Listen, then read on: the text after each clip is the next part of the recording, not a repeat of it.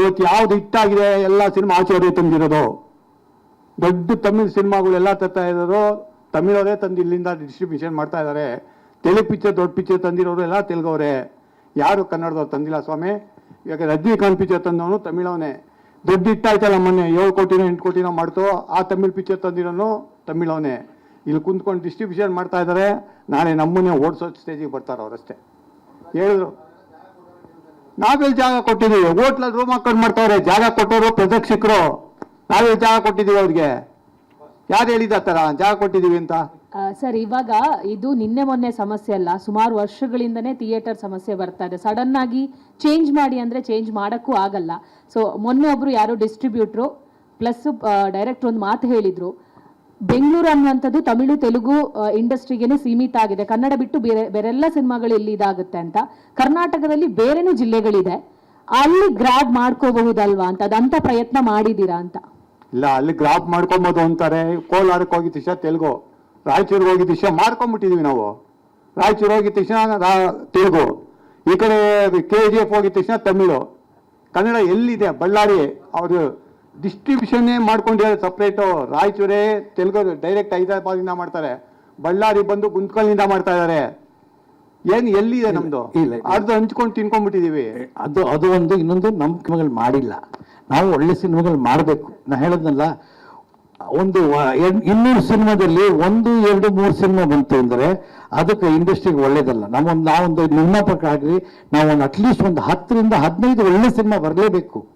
Sir, ಇದು ಒಳ್ಳೆ cinema ಪ್ರಶ್ನೆ ಅಲ್ಲ, ಯಾಕಂದ್ರೆ ಎಷ್ಟೋ ಕಂಟೆಂಟ್ ಓರಿಯೆಂಟೆಡ್ ಹೊಸಬರ ಚಿತ್ರಗಳಿಗೆ ಥಿಯೇಟರ್ ಸಿಗದೆ ಅದು ಎತ್ತಂಗಡಿ ಆಗಿದೆ.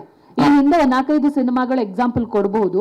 ಅಂತ ಸಿನಿಮಾಗಳಿಗೆ ಥಿಯೇಟರ್ ಅಲ್ಲಿ ಜಾಗ ಸಿಗದೆ OTT ಅಲ್ಲಿ ಒಳ್ಳೆ ರೆಸ್ಪಾನ್ಸ್ ಬರಬಹುದು.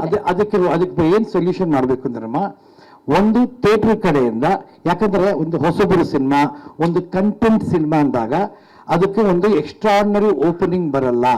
ಯಾಕಂದ್ರೆ ಹೊಸಬ್ರು ಕಂಟೆಂಟ್ ಸಿನಿಮಾ, ಮಸಾಲ ಇಲ್ಲ, ಇದಿಲ್ಲ, ಎಂಟರ್ಟೈನ್ಮೆಂಟ್ ಇಲ್ಲ, ಅವಾಗೆ ಮಾಸ್ ಸಿನಿಮಾ ಅಲ್ಲ ಅಂದಾಗ ಕಲೆಕ್ಷನ್ ಕಮ್ಮಿ ಆಗತ್ತೆ. ಅದು ಇವತ್ತು ಏನಾಗಿದೆ, ಸಿನಿಮಾ ವ್ಯಾಪಾರ ಹೆಂಗಿದೆ ಅಂದರೆ, it is only based on percentage, what is the money coming.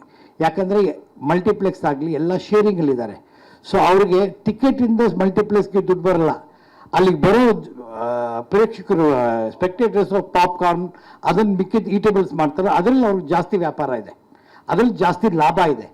So ಯಾವ ಸಿನಿಮಾಕ್ಕೆ ಜಾಸ್ತಿ ಟಿಕೆಟ್ ಹೋಗುತ್ತೆ, ಯಾರು ಜಾಸ್ತಿ ತಿಂತಾರೆ, ಅದಕ್ಕೆ ನಾವು ಕನ್ನಡದವರು ಸ್ವಲ್ಪ ಕನ್ಸರ್ವೇಟಿವ್ ಸಮ್ಟೈಮ್ಸ್. ಅದೇ ಒಂದು ತೆಲುಗು ಸಿನಿಮಾ, ತಮಿಳು ಸಿನಿಮಾ ಬಂದರೆ ಅವ್ರಿಗೆ ಕ್ಯಾಂಟೀನ್ ವ್ಯಾಪಾರ ತುಂಬ ಜಾಸ್ತಿ, ನಾವು ಕನ್ನಡದವರು ವ್ಯಾಪಾರ ಕಮ್ಮಿ. ಮುಂಚೆ ಹೆಂಗಿತ್ತು ಅಂದರೆ, ಕನ್ನಡ ಥಿಯೇಟ್ರ್ಗಳು, ತಮಿಳ್ ಥಿಯೇಟ್ರ್ಗಳು, ತೆಲುಗು ಥಿಯೇಟ್ರ್ಗಳು ಅಂತ ಇತ್ತು. ಕನ್ನಡಕ್ಕೆ ಚೆನ್ನಾಗಿ ಸಪೋರ್ಟ್ ಇತ್ತು.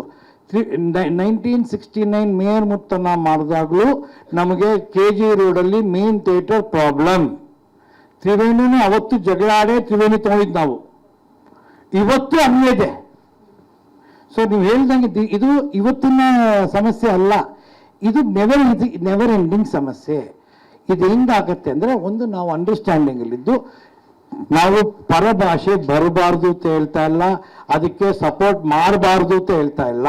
ನಾವು ಹೇಳ್ತಾ ಇರೋದು, ನಮಗೆ ಸ್ವಲ್ಪ ಜಾಗ ಕೊಟ್ಟು ನೀವು ಇರಿ, ನಿಮ್ಮನ್ನೇ ನಮ್ಮ ಮನೆಯೊಳಗೆ ಬಿಡ್ತಾ ಇದ್ದೀವಿ, ನಮ್ಮನ್ನು ಮನೆ ಬಿಟ್ಟು ಆಚೆ ಕಳಿಸ್ಬೇಡಿ, ನಮ್ಮನೆ ನಾವಿರ್ತೀವಿ, ನೀವು ಬಂದು ಜೊತೆಗಿರಿ.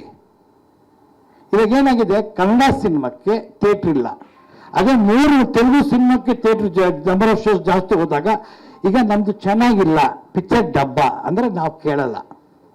ಪಿಕ್ಚರ್ ಚೆನ್ನಾಗಿದೆ, ಶೋ ಬೈ ಶೋ ಇಂಪ್ರೂವ್ ಆಗ್ತದೆ ಅಂದಾಗ ಸಪೋರ್ಟ್ ಮಾಡಿ ಅಷ್ಟೇ. That's only for support when it film is doing good.